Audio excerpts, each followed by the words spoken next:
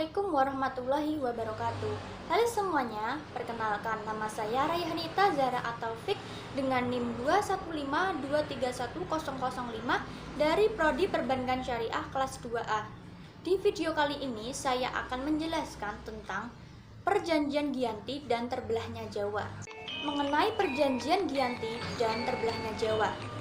Perjanjian Giyanti merupakan suatu peristiwa besar di masa silam. Peristiwa sejarah ini hadir untuk mengingatkan kita kembali pada peristiwa tersebut. Peristiwa ini lahir sebagai sebuah kesepakatan tiga politik antara Pakubuwana III, Pangeran Mangkubumi, dan Perserikatan Perusahaan Dagang India Belanda atau yang kita kenal sebagai VOC pada 13 Februari 1755. Nama Giyanti sendiri diambil dari lokasi penandatanganan perjanjian yaitu di Desa Janti. Tempat tersebut sekarang dikenal dengan Dukuh Kerten, Janti Harjo, Karanganyar, Jawa Tengah. Dalam pelafalan Belanda, ia tersebut sebagai Giyanti dan secara tertulis ia terbaca sebagai Giyanti. Dalam masa silam, perjanjian Giyanti ini dibuat untuk meredamkan api konflik yang telah terjadi berlarut-larut. Pasca perpindahan Keraton Kartasura ke Surakarta, api dari Geger Pecinan ternyata belum padam. Ketika itu, Mangkubumi yang membantu Pakubuwana II dalam meredakan konflik mendapatkan hadiah berupa sebidang tanah dari Pakubuwana II. Namun, luas tanah yang diberikan ternyata menimbulkan kecemburuan. Salah seorang pangeran mengeluhkan salah satu ketidakadilan terkait hadiah tersebut kepada Jenderal Baron van Inhofe. Sang gubernur jenderal di Batavia itu pun lantas mengeluarkan keputusan yang membuat tanah tersebut tidak jadi dimiliki oleh Mangkubumi. Kemudian Mangkubumi berkata jika beliau lebih baik dibuang jauh dari Jawa. Akhirnya ia diberi uang sebanyak 3.000 ril. Kemudian malam harinya Mangkubumi pergi bersama anak buahnya. Sejak saat itulah pecah perang Mangkubumi. Akibat dari peristiwa ini, puluhan prajurit Company dan prajurit Jawa tewas. Perlawanan ini mendorong Gubernur VOC untuk Jawa Utara Nicholas Harting mengambil sikap. Untuk menyelamatkan daerah operasionalnya, secara tertutup Nicholas Harting melakukan perundingan dengan Pangeran Mangkubumi. Setelah berkali-kali melakukan perundingan, Harting bersepakat dengan keinginan Pangeran Mangkubumi yang juga hendak ingin menjadi penguasa di tanah Jawa. Pada 23 September 1754, nota kesepahaman antara VOC dengan Pangeran Mangkubumi terlaksana. Dan nota tersebut disampaikan kepada Pakubuwana III, sang pengganti Pakubuwana II. Nota tersebut menyatakan bahwa Pangeran Mangkubumi mendapatkan wilayahnya. Pada 4 November 1754, Pakubuwana III menyatakan persetujuannya terhadap hasil perundingannya Gubernur Jawa Utara dengan Mangkubumi tersebut.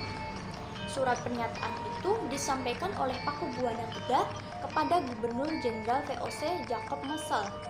Kesepakatan ini mendorong terjadinya sebuah perjanjian besar yang ditandatangani di Desa Giyanti beberapa kilometer di sebelah timur Surakarta. Penandatanganan perjanjian Giyanti ini menjadi pangkal dari terbelahnya tanah Jawa menjadi dua bagian atau yang dikenal dengan istilah Palihan Nagari. Hal ini menjadi awal mula naik tahtanya Mangkubumi di Yogyakarta sebagai Sri Sultan Hamengkubuwana I dengan gelar Senopati ing Ngalogo Sayyidin Panotogomo Khalifatullah. Sejak ditandatangani perjanjian tersebut pada 13 Februari 1755, lalu 2 hari kemudian di tanggal 15 Februari 1755 ada pertemuan untuk meneruskan pembagian aspek tersebut, yaitu atribut-atribut seperti keris, bahasa, tari, dan blangkon. Akan tetapi, keterbelahan masyarakat Jawa tersebut tidak terjadi seketika pasca perjanjian Giyanti. Proses pembagian wilayah dan juga aspek-aspek lain seperti bahasa mengalami proses panjang berjalan seiring waktu. Perjanjian Giyanti yang tidak merinci pembagian wilayah pada gilirannya menimbulkan rentetan-rentetan peristiwa.